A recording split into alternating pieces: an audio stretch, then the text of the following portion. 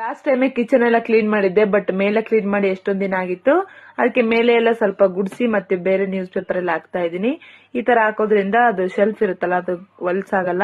News paper ನ ಎತ್ತಿ ಬಿಸಾಕ್ಬಿಡ್ಬೋದು. ಹಾಗೆ ದೊಡ್ಡ ದೊಡ್ಡ ಪಾತ್ರೆಗಳನ್ನೆಲ್ಲ ಎತ್ತಿ ಮೇಲೆ ಇಡ್ತಾ ಇದೀನಿ. ನಮ್ಗೆ ಎಷ್ಟು ಬೇಕಷ್ಟು ಚಿಕ್ಕದ್ ಮಾತ್ರ ಎತ್ತಿಟ್ಕೊಂಡು. ಹಾಗೆ ಮಕ್ಕಳದು ಆಟ ಸಾಮಾನೆಲ್ಲ ಇತ್ತು, ಅದು ಕೂಡ ಹಂಗೆ ಇಟ್ಬಿಟ್ಟಿದ್ದೆ. ಅದನ್ನು ಕೂಡ ಒಂದೆರಡು ಮೂಟೆ ಬಂತು, ಅದನ್ನೆಲ್ಲ ಎತ್ತಿಟ್ಟು ಮನೆಯೆಲ್ಲ ನೀಟಾಗಿ ಗುಡಿಸ್ಬಿಟ್ಟು. ಹಾಗೆ ನಾವ್ ಯಾವಾಗ್ಲೂ 5 ಲೀಟರ್ದ ಆಯಿಲ್ ಕ್ಯಾನ್ ತರೋದು.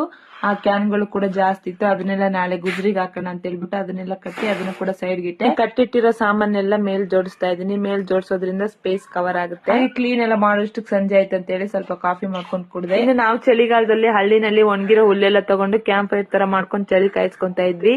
ಇವತ್ ನಾವು ಬೆಂಗಳೂರಲ್ಲೂ ಕೂಡ ಅದನ್ನೇ ಸ್ವಲ್ಪ ಫಾಲೋ ಮಾಡಿದ್ವಿ. ಇನ್ನು 11 ಗಂಟೆಗೆ ಅವ್ನು ನಾಳೆ ದೋಸೆ ತಿಂತೀನಿ ಅಂದ. 11 ಗಂಟೆಗೆ ನೆನ್ಸ್ ಹಾಕಿದ್ರೆ ದೋಸೆ ಹೆಂಗ್ ಬರುತ್ತೋ ಏನೋ ಅನ್ಕೊಂಡೆ ನೆನ್ಸಕ್ ಹಾಕಿದೀನಿ. ನೋಡೋಣ ನೆಕ್ಸ್ಟ್ ವಿಡಿಯೋನಲ್ಲಿ ಹೆಂಗ್ ಬರುತ್ತೆ ಅಂತ ಹೇಳಿ. ವಿಡಿಯೋ ಇಷ್ಟ ಆದ್ರೆ ಲೈಕ್ ಮಾಡಿ, ಫಾಲೋ ಮಾಡಿ. Thank you.